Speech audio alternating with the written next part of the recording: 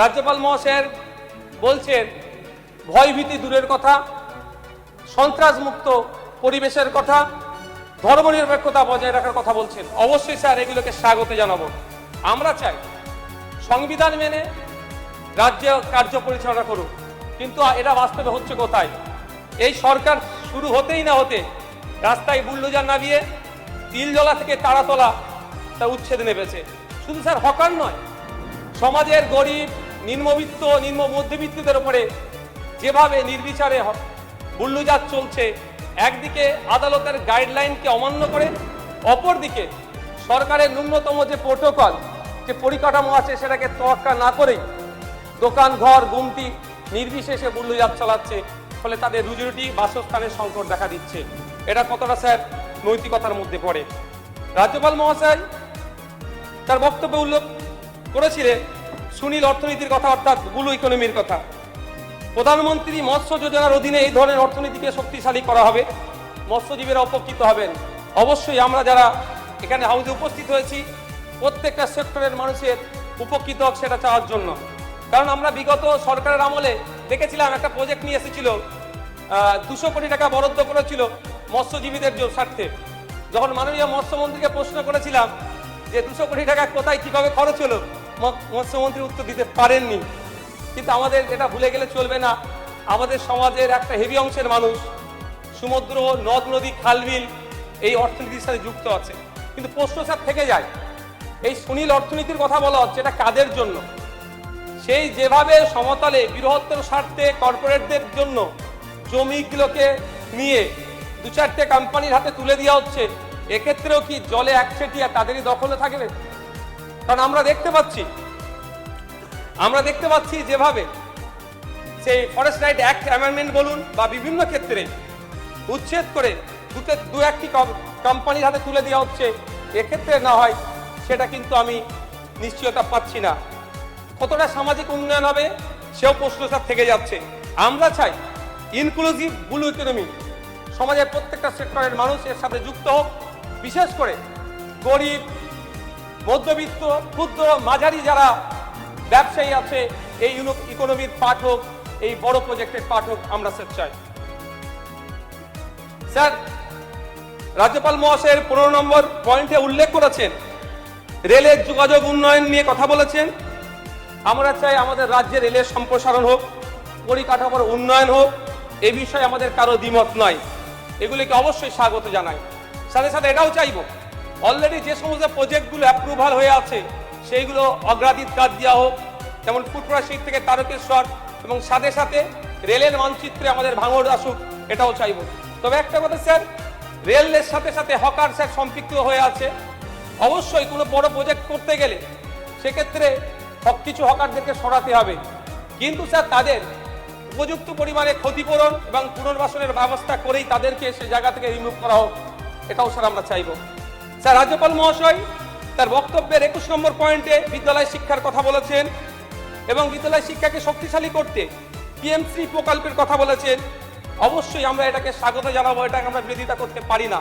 কিন্তু একটা ভয়াবহ চিত্রের কথা তার বক্তব্যে ফুটে ওঠেনি, সেটা হচ্ছে যে 2012 থেকে সরকারি তথ্য অনুযায়ী 2012 থেকে গত বছর 5ই আগস্ট পর্যন্ত পশ্চিমবাংলায় 25,000 প্রাইমারি স্কুল বন্ধ হয়ে গিয়েছে। সেই স্কুলগুলোকে রিওপেনের করার কোনো চর্চা নাই। আমি আশা করব সেই সমস্ত স্কুলগুলোকে রিওপেন করা হোক। সাথে সাথে প্রায় 1200 বিদ্যালয় আছে যে বিদ্যালয়ে হয় শিক্ষক শূন্য হয়ে আছে, নাহলে গড় একজন শিক্ষক দিয়ে সেই বিদ্যালয়গুলো চলছে, সেখানেও শিক্ষক ছাত্র রেশিও মেনটেন করা হোক।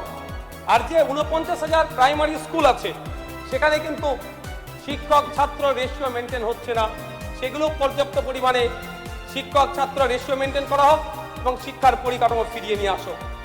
স্যার আরেকটি সমস্যা শিক্ষা বিষয়ে, সেটা হচ্ছে শিক্ষায় ড্রপ আউটের সমস্যা। আমি একটা তথ্য দেবো স্যার, দেখলে বুঝতে পারবেন যে কিভাবে ড্রপ আউট হচ্ছে।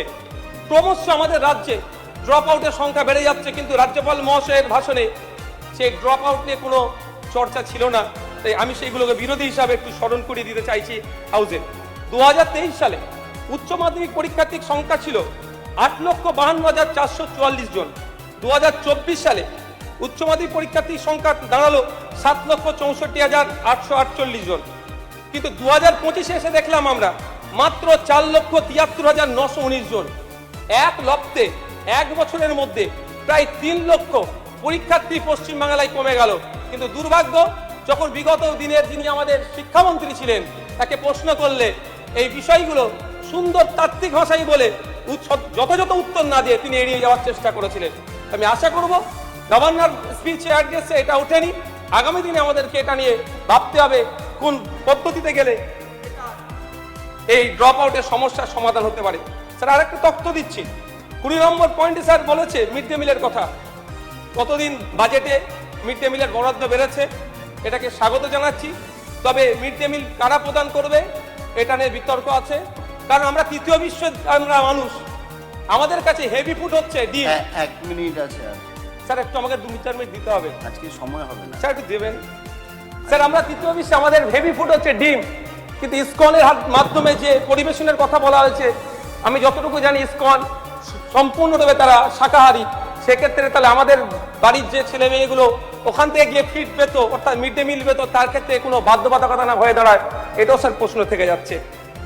স্যার রাজ্যপাল মহাশয়ের বক্তব্যের মধ্যে একটা বিষয় অদ্ভুতভাবে খুঁজে পেলাম না, এসআইআর।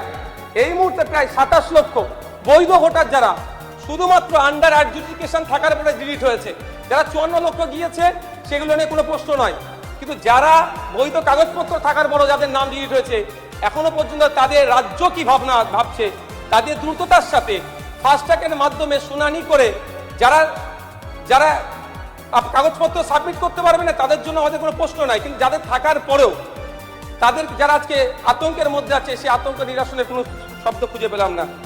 স্যার রাজ্যপাল ভাষণের 10 নম্বর পয়েন্টে নীতি নির্ধারণ, স্যার এক মিনিট, নীতি নির্ধারণ, সম্পদ বন্টন এবং রাজনৈতিক প্রতিনিধিত্বের সংক্রান্ত সমাধানের জন্য জনগণনার বিষয়টি তিনি উল্লেখ করেছেন। অবশ্যই এটাকে স্বাগত জানাই, কিন্তু এটা সুস্পষ্টভাবে সামঞ্জস্যতা বজায় রেখে যদি করতে হয় জাতভিত্তিক জনগণনা প্রয়োজন আছে। শুধুমাত্র জনগণনা দিয়ে এই সমস্যার সমাধান হবে না। পরিশেষে বলবো স্যার, আমি 36টি এবং আরো 30টি টোটাল 66টি যে সংশোধনী এসছে সেই সংশোধনীগুলোকে এই রাজ্যপাল ভাষণের মধ্যে ইনক্লুড করা হোক, এই আশা রেখে আমি আমার বক্তব্য শেষ করছি। ধন্যবাদ স্যার। ধন্যবাদ।